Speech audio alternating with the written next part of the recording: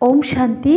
16 सितंबर 2020 की प्रातः मुरली बाप दादा की साकार महावाक्य है। बाबा बोले, मीठे बच्चे, बाप आए हैं सबके दुख हर कर सुख देने, इसलिए तुम दुख हरता के बच्चे किसी को भी दुख मत दो। प्रश्न है, उच्च पद पाने वाले बच्चों की मुख्य निशानी क्या होगी? उत्तर में बाबा बोले, 1 नंबर पॉइंट में है, वे सदा श्रीमत पर चलते रहेंगे। 2 नंबर, कभी हट नहीं करेंगे। 3 नंबर, अपने को आप ही रास तिलक देने के लिए पढ़ाई पढ़कर गेलप करेंगे। 4 नंबर, अपने को कभी घाटा नहीं डालेंगे। 5 नंबर, सर्व प्रति रहमदिल और कल्याणकारी बनेंगे। उन्हें सर्विस का बहुत शौक होगा। 6 नंबर, कोई भी तुच्छ काम नहीं करेंगे, लड़ेंगे झगड़ेंगे नहीं। गीत है, तूने रात गवाई सो के, दिन गवाई खा के। ओम शांति।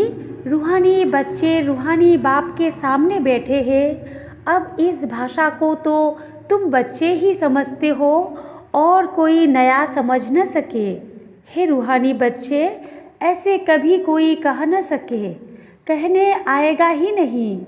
तुम जानते हो हम रूहानी बाप के सामने बैठे हैं, जिस बाप को यथार्थ रीति कोई भी जानते नहीं।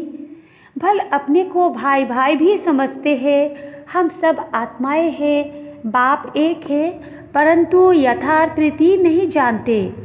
जब तक सम्मुख आकर समझे नहीं, तब तक समझे भी कैसे? तुम भी जब सम्मुख आते हो तब समझते हो। तुम हो ब्राह्मण ब्राह्मणिया, तुम्हारा सरनेम ही है ब्रह्मा वंशावली, ब्रह्म कुमार कुमारिया। शिव की तो सब आत्माएं हैं। तुमको शिव कुमार व शिव कुमारी नहीं कहेंगे, यह अक्षर रंग हो जाता। कुमार हो तो कुमारी भी हो। शिव की सब आत्माएं हैं। कुमार कुमारी तब कहा जाता जब मनुष्य के बच्चे बनते हैं। शिव के बच्चे तो निराकारी आत्माएं हैं ही। मूल वतन में सब आत्माएं ही रहती है, जिनको शालिग्राम कहा जाता है। यहाँ आते हैं तो फिर कुमार और कुमारियाँ बनते हैं जिस्मानी। वास्तव में तुम हो कुमार शिव बाबा के बच्चे। कुमारियाँ और कुमार तब बनते जब शरीर में आते हो। तुम बिके हो, इसलिए भाई बहन कहलाते हो। अभी इस समय तुमको नॉलेज मिली है। तुम जानते हो बाबा हमको पावन बनाकर ले जाएंगे। आत्मा जितना बाप को याद करेगी तो पवित्र बन जाएगी। आत्माएं ब्रह्मा मुख से यह नॉलेज पढ़ती है। चित्रों में भी बाप की नॉलेज क्लियर है। शिव बाबा ही हमको पढ़ाते हैं, न कृष्ण पढ़ा सकते, न कृष्ण द्वारा बाप पढ़ा सकते हैं। कृष्ण तो बैकुंठ का प्रिंस है, यह भी तुम बच्चों को समझाना है। कृष्ण तो स्वर्ग में अपने माँ बाप का बच्चा होगा, स्वर्गवासी बाप का बच्चा होगा। वे बैकुंठ का प्रिंस है, उनको भी कोई जानते नहीं। कृष्ण जयंती पर अपने अपने घरों में कृष्ण के लिए झूले बनाते हैं, व मंदिरों में झूले बनाते हैं। माताएं जाकर गोलक में पैसे डालती है, पूजा करती है। आजकल क्राइस्ट को भी कृष्ण मिसल बनाते हैं, ताज आदि पहनाकर माँ की गोद में देते हैं, जैसे कृष्ण को दिखाते हैं। अब कृष्ण और क्राइस्ट राशि तो एक ही है, वो लोग कॉपी करते हैं। नहीं तो कृष्ण के जन्म और क्राइस्ट के जन्म में बहुत फर्क है। क्राइस्ट का जन्म कोई छोटे बच्चे के रूप में नहीं होता है।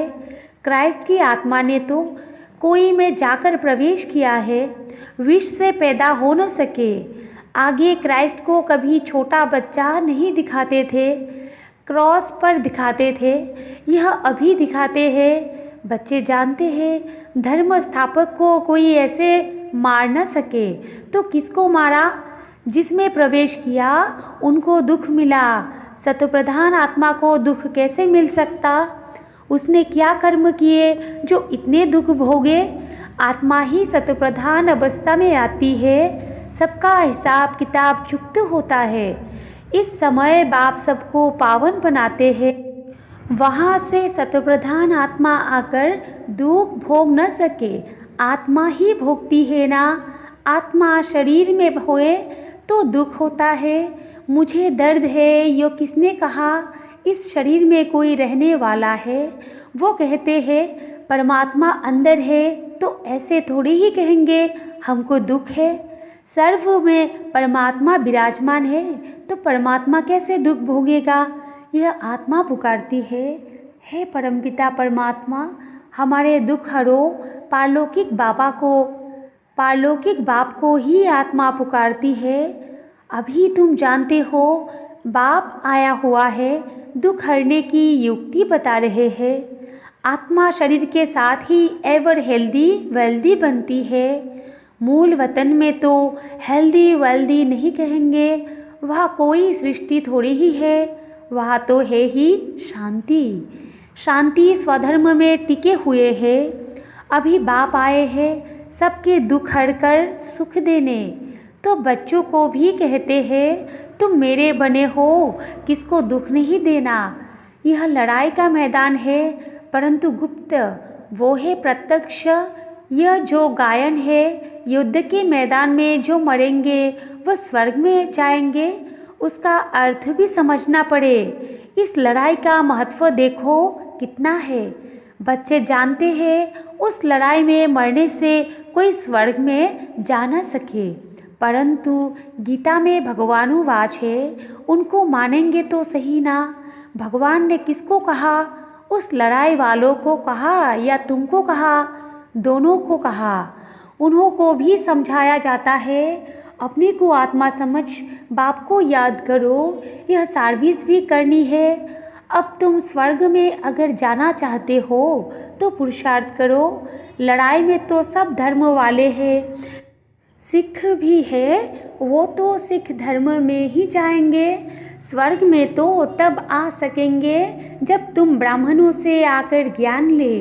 जैसे बाबा के पास आते थे तो बाबा समझाते थे, तुम लड़ाई करते शिव बाबा की याद में रहेंगे तो स्वर्ग में आ सकेंगे। बाकी ऐसे नहीं कि स्वर्ग में राजा बनेंगे, नहीं। जास्ती उन्हों को समझा भी नहीं सकते हो, उनको थोड़ा ही ज्ञान समझाया जाता है।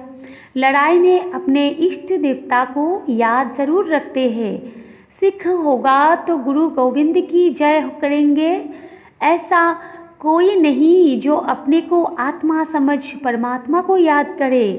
बाकी हाँ, जो बाप का परिचय लेंगे तो स्वर्ग में आ जाएंगे।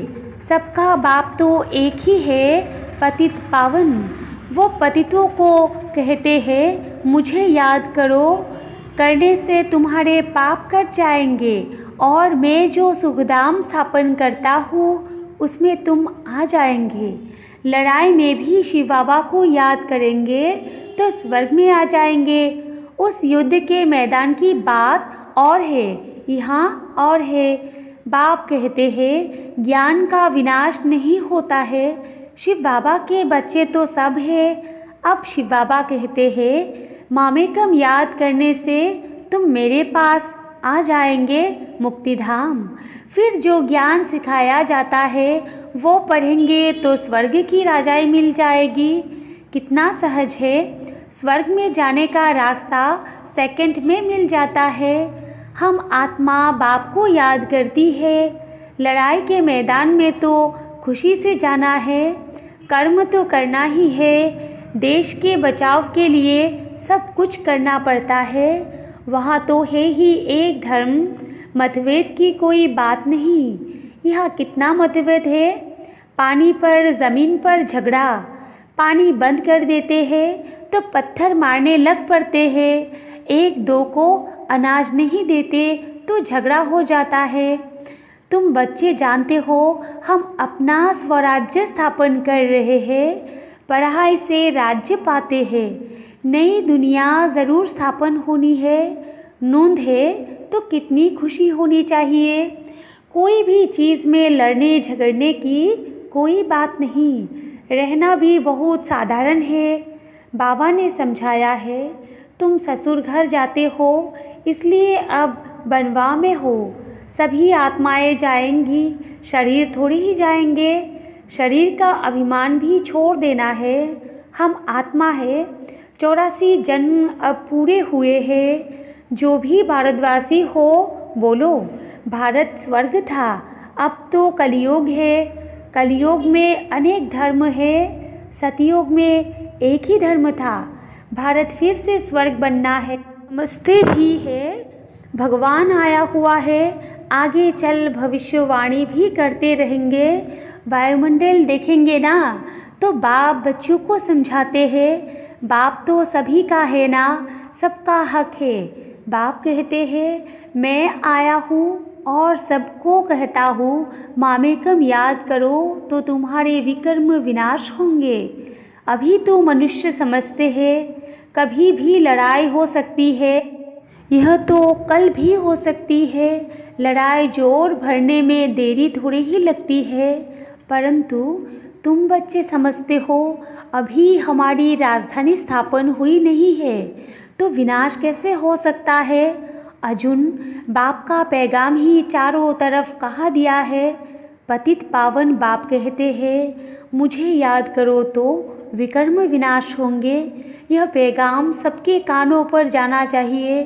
भल लड़ाई लगे, बॉम्ब्स भी लग जाए, परंतु तुमको निश्चय है कि हमारी राजधानी ज़रूर स्थापन होनी है, तब तक विनाश हो नहीं सकता। विश्व में शांति कहते हैं ना, विश्व में वार होगी तो विश्व को ख़त्म कर देंगे।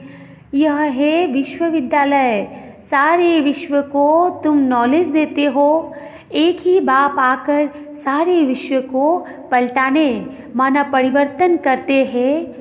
वो लोग तो कल्प की आयु ही लाखों वर्ष कह देते हैं, तुम जानते हो इनकी आयु पूरे 5000 वर्ष है। कहते हैं क्राइस्ट से 3000 वर्ष पहले हेवन था। इस्लामी, बौद्धी आदि सबका हिसाब किताब निकालते हैं, उनसे पहले दूसरे कोई का नाम है नहीं। तुम अंगे अक्षरे बता सकते हो तो तुमको कितना नशा रहना चाहिए। झगड़े आदि की बात ही नहीं, झगड़ते वो है जो निधन के होते हैं। तुम अभी जो पुरुषार्थ करेंगे 21 जन्म के लिए प्रारब्ध बन जाएगी।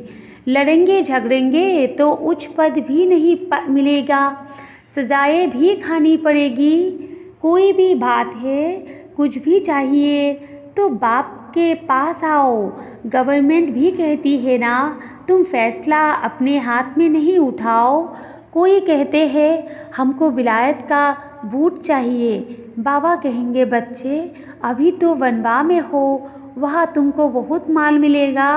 बाप तो राइट ही समझाएंगे ना कि यह बात ठीक नहीं है, यहाँ तुम यह आश क्यों रखते हो। यहाँ तो बहुत सिंपल रहना चाहिए, नहीं तो देह अभिमान आ जाता है, इसमें अपनी नहीं चलानी होती है। बाबा जो कहे बीमारी आदि है, डॉक्टर आदि को भी बुलाते हैं। दवाई आदि से संभाल तो सबकी होती है, फिर भी हर बात में बाप बैठा है। श्रीमत तो श्रीमत है ना, निश्चय में विजय है। वो तो सब कुछ समझते हैं ना, बाप की राय पर चलने में ही कल्याण है। अपना भी कल्याण करना है। कोई को वर्थ पाउंड बना नहीं सकते हैं तो वर्थ नाटे पैनी ठहरे ना, पाउंड बनने लायक नहीं। यहाँ वैल्यू नहीं तो वहाँ भी वैल्यू नहीं रहेगी। सर्विसेबल बच्चों को सर्विस का कितना शौक़ रहता है, चक्र लगाते रहते हैं। सर्विस नहीं करते तो उनको रहमदिल कल्याणकारी कुछ भी नहीं कहेंगे। बाबा को याद नहीं करते तो तुच्छ काम करते रहेंगे, पद भी तुच्छ पाएंगे। ऐसे नहीं, हमारा तो शिव बाबा से योग है, यह तो है ही बीके। शिव बाबा ब्रह्मा द्वारा ही ज्ञान दे सकते हैं। सिर्फ शिव बाबा को याद करेंगे तो मुरली कैसे सुनेंगे, फिर नतीजा क्या होगा। पढ़ेंगे नहीं तो पद क्या पाएंगे। यह भी जानते हैं सबकी तकदीर उच्च नहीं बनती है, वहाँ भी तो नंबरवार पद होंगे। पवित्र तो सबको होना है, आत्मा पवित्र बनने बिगर शांतिधाम जा नहीं सकती। बाप समझाते हैं, तुम सबको यह ज्ञान सुनाते चलो, कोई भल अभी नहीं भी सुनते हैं, आगे चलकर ज़रूर सुनेंगे। अभी कितने भी विघ्न तूफान ज़ोर से आए, तुम्हें डरना नहीं है, क्योंकि नए धर्म की स्थापना होती है ना। तुम गुप्त राजधानी स्थापन कर रहे हो। बाबा सर्विसेबल बच्चों को देखकर खुश होते हैं। तुम्हें अपने को आप ही रास तिलक देना है, श्रीमत पर चलना है, इसमें अपना हट चल न सके। मुफ्त अपने को घाटे में नहीं डालना चाहिए। बाप कहते हैं, बच्चे सर्विसेबल और कल्याणकारी बनो। स्टूडेंट को टीचर कहेंगे ना, पढ़कर गेलअप करो। तुमको 21 जन्मों के लिए स्वर्ग की स्कॉलरशिप मिलती है। डिनाइस्टी में जाना यही बड़ी स्कॉलरशिप है। अच्छा, मीठे मीठे सिकिल दे बच्चों प्रति माता पिता बाप दादा का याद प्यार और गुड मॉर्निंग। रूहानी बाप की रूहानी बच्चों को नमस्ते, और हम रूहानी बच्चों की रूहानी माता पिता बाप दादा को भी याद प्यार गुड मॉर्निंग, नमस्ते नमस्ते नमस्ते। धारणा के लिए मुख्य सार 1 नंबर पॉइंट है, संगम पर बहुत सिंपल साधारण रहना है, क्योंकि यह वनवा में रहने का समय है। यहाँ कोई भी आश नहीं रखनी है, कभी अपने हाथ में लौ नहीं लेना है, लड़ना झगड़ना नहीं है। 2 नंबर पॉइंट है, विनाश के पहले नई राजधानी स्थापन करने के लिए सबको बाप का पैगाम देना है कि बाप कहते हैं, मुझे याद करो तो विकर्म विनाश हो और तुम पावन बनो। वरदान है, बाप द्वारा सफलता का तिलक प्राप्त करने वाले सदा आज्ञाकारी दिल तख्त नशीन भव। विस्तार है, भाग्य विधाता बाप रोज अमृत वेले अपने आज्ञाकारी बच्चों को सफलता का तिलक लगाते हैं। आज्ञाकारी ब्राह्मण बच्चे कभी मेहनत व मुश्किल शब्द मुख से तो क्या संकल्प में भी नहीं ला सकते हैं, वो सहज योगी बन जाते हैं। इसलिए कभी भी दिल शिकस्त नहीं बनो, लेकिन सदा दिल तख्त नशीन बनो, रहम दिल बनो, अहम भाव और वहम भाव को समाप्त करो। स्लोगन है, विश्व परिवर्तन की डेट नहीं सोचो, स्वयं के परिवर्तन की घड़ी निश्चित करो। अच्छा, ओम शांति।